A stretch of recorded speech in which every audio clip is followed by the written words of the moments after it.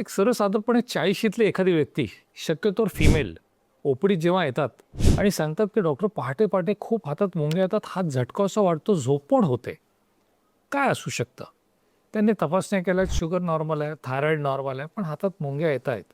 तर अशा परिस्थितीमध्ये ज्या मुंग्या फक्त विशिष्ट पद्धतीने हात लटकवलेल्या स्थितीत येतात किंवा वाहन चालवताना येतात किंवा पहाटे पहाटे अगदी साधारणपणे साखर झोपेची जी वेळ असते त्यावेळी येतात आणि झोपेतून उठून ही लोक हात झटकतात किंवा भिंतीवर आपटतात, तर त्यावेळी आपण कार्पल टनल सिंड्रोम तर नाही ना, अशी शंका घेतली पाहिजे. कार्पल टनल सिंड्रोमचा एक्सरे 100% नॉर्मल येईल.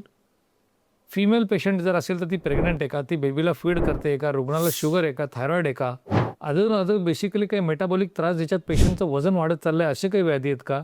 अशा परिस्थितीत कार्पल टनल सिंड्रोमची शंका दाट होऊन जाते. मेल पेशंट आहे, हॅमरिंग टूलवर काही काम करतो दिवसभरात, ज्याच्यात साधारणपणे हॅमरिंग मुवमेंट खूप होते, त्या परिस्थितीत आपण ही शंका घेतली पाहिजे. त्याच्या काही सोपी फॅलन टेस्ट नावाची क्लिनिकल ओपीडीत करायची टेस्ट असते.